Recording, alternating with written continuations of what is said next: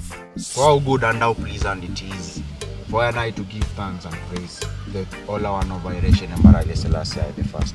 For it's the only good thing a man can do for life, itinerally, for food, clothing, and shelter. I give thanks the Most High for giving I this life. Prayer is a significant aspect of the Rastafari community.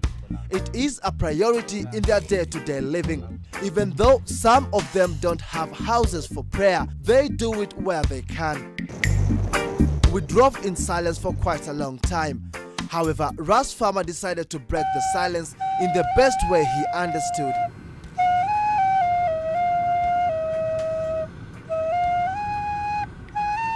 Having got my attention, he confesses that he has been in the order since he passed his teenage years, and it's not been easy. Persecution is part of the Russia's man. Like the time when the Mogiki sect was in his cracks, we faced a lot of persecution, especially around the town and even outskirts there. His mien reflects a man fully immersed in the liberty, and just like it has been for many other Rastafari brethren, his distinct look has often landed him on the wrong side of the law. But that for him will not separate him from the liberty. Persecution is part of unajua road, but it is Almighty who is protecting. And even he said, there is no even bone of my children that shall be broken, not even a piece of air that shall be lost. So we are assured of the victory. We drove for close to 5 hours and we observe as the vegetation turned arid. At the back of my mind, I tried to figure out what made this man choose to settle in this harsh setting. But everything turns green as we get to our destination. I am advised to put on a cardigan bearing the Rastafari colors so as to blend in. Ras Farmer moved to this land over 10 years ago after denouncing city lives. He lives here with his family. Judy, a standard 6 pupil, is his firstborn and a Rastafari to the bone. Meet Jalite, their lastborn. His parents have grown him into this appearance from birth. Ras Mururi and a colleague are Rastafari brethren. They live here and help in cultivating the land. Together they form one extended family, deeply rooted in their culture. The Rastafari Liberty aims at bringing about communal relationships.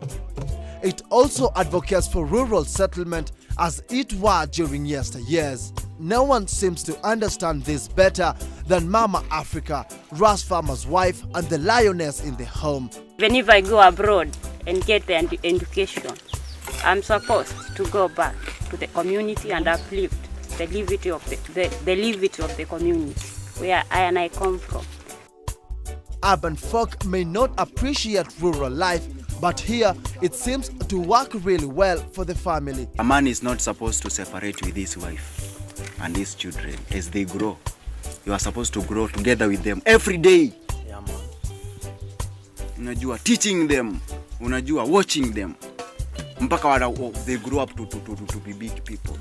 Now that if they are big, they will never forget unajua, your ways that you taught them. They believe that marriage will better flourish in a rural setup. The system that we are living unajua in today is different. It wants to separate these bonds of man and woman. Kwanza kitu ya kwanza, the life is hard that you cannot stay at home. You have to leave the wife there and go and search unajua for green pasture. People leave home, leave their wives at home and children. The Rastafari are very particular when it comes to marriage. Even though most of them don't advocate for courtship, their marriages are informal. They view the coming together of man and woman as godly ordained. Kama truly ni yeye Jah appoint, Jah atarivilia kwa I and I as the king man. Even the sister also, it will be revealed to her that I and I are the one, you know. Once established, the man-to-woman bond must be extended forever. This is the order, ancient order that Rastafari come to establish. Unajua, to bring back the black king and black woman together, never to separate again. Unajua, there is no divorce. Unajua, there is no single parent. It's only Rastafari family. This, however, calls for more than just being present in a home. Respect is mandatory and is portrayed through soothing terms like kingman for husband and queen or empress for wives. Ukiwa msistent pale mtaani, pengine uko sana na kingman wako, kumheshimu mwanzo ule kingman wako, na pia kama una seed pale, lazima uweze pia tawe mwenyewe kuhustle. As isolated as it may look, the levity leaves no room for fornication. In order to achieve this, female Rastafaris, or sistrans as they are called, are cautioned against lousy conduct, and proper dressing is unanimously advised. Kama mwili zetu ni hekalu za Mwenyezi Mungu, lazima tuzirespect na kuitreat na ile dignity ambayo it's supposed to be. Like for instance, the empress must cover up her head.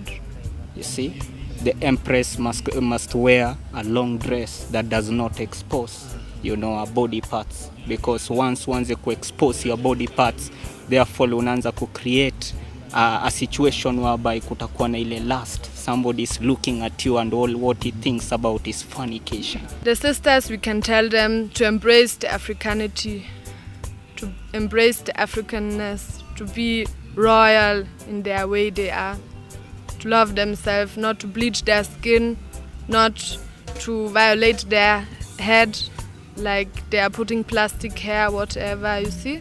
By the virtue of her being a queen, a Rastafari woman is expected to portray positive standards different from those in Western culture, often termed as Babylon society.